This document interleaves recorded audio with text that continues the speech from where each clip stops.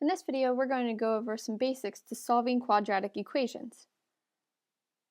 So the solutions to quadratic equations are known as roots, or you can say it's when y is equal to 0, where the lines on the graph intersect the x-axis, which is known as the y-intercept. So quadratic equations can have either one solution or one root.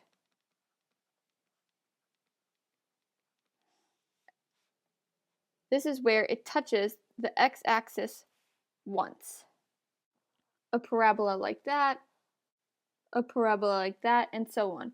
It's only intersecting the x-axis once. Either of those graphs would be an example of a quadratic equation with one solution. You can also have a quadratic equation with two solutions or roots. That would be something such as this. It intersects once and twice. You could also have a parabola that opens up down and intersects twice as well.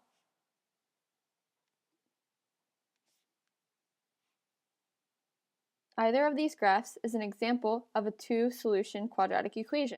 Last but not least, you can also have zero solutions or zero roots.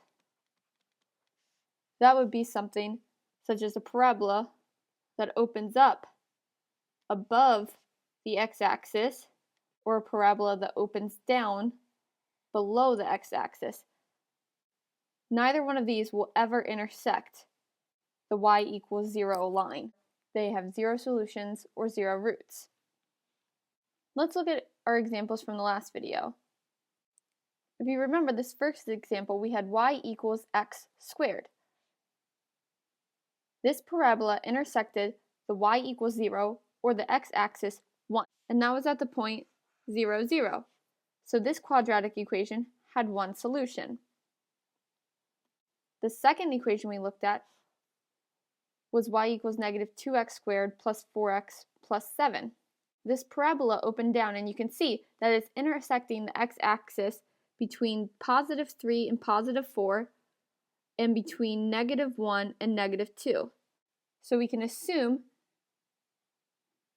that our solution would be somewhere between negative 1 and negative 2 on the left and 3 and 4 on the right.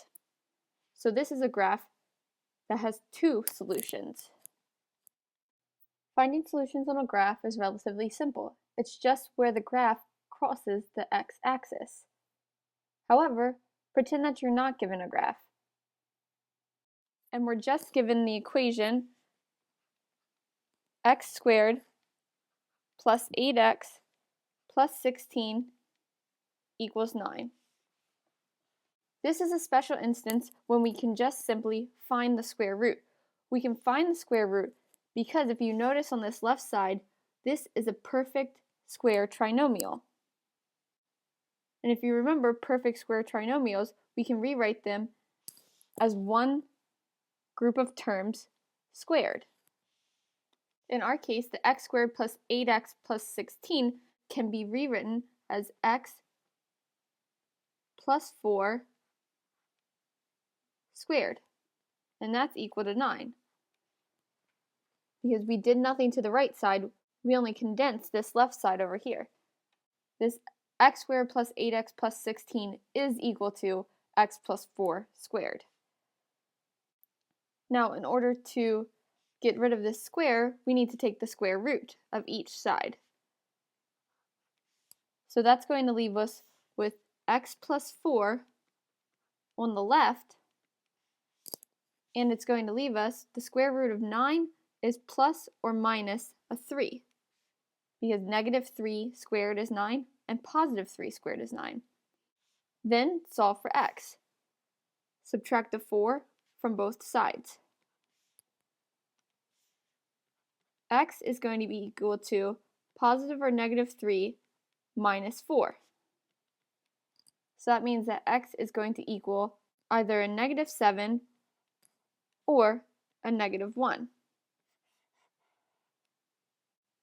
If we plugged in the negative 7 or the negative 1 in for the original x and solved on the left, we would get that 9 equaled 9.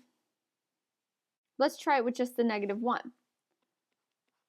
-1 squared plus 8 times -1 plus 16 equals 9. -1 squared is 1.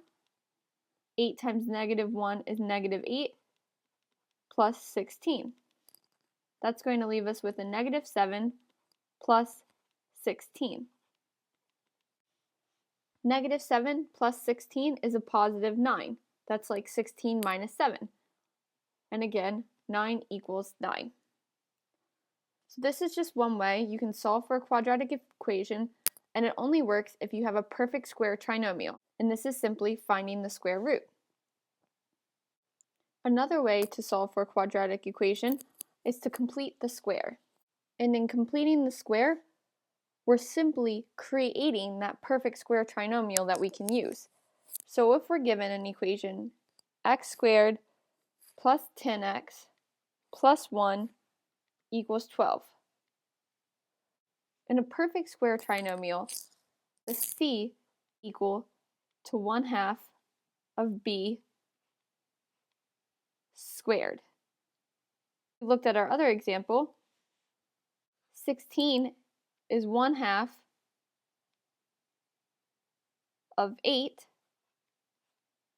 squared, because 1/2 of 8 is 4, and 4 squared is 16. So in completing the square, we have to create a c that is equal to 1/2 of b squared. And the squared should be outside of the parentheses. What I like to do is start with a clean slate. So I like getting rid of any c that we have initially. So let's go ahead and subtract 1 from both sides. That's going to leave us with x squared plus 10x plus, now we have our blank c,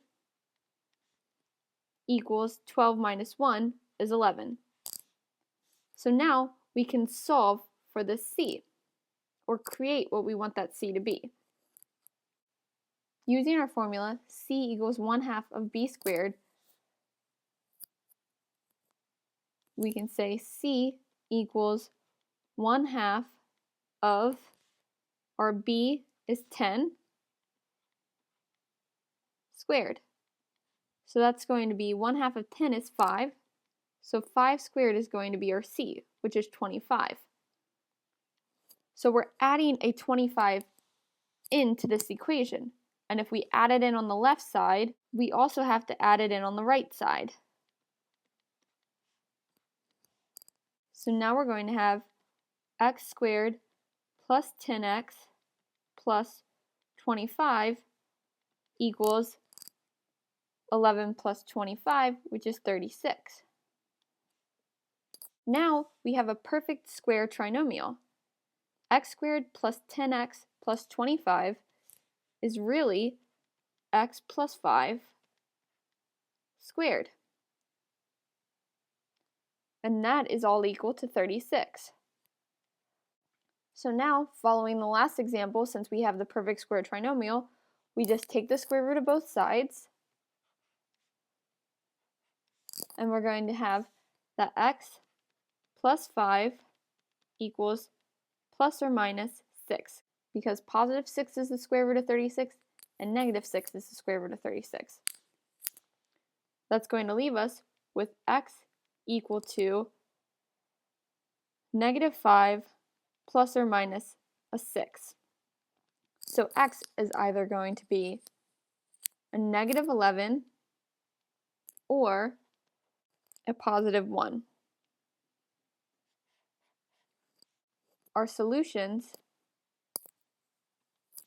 to our original quadratic equation.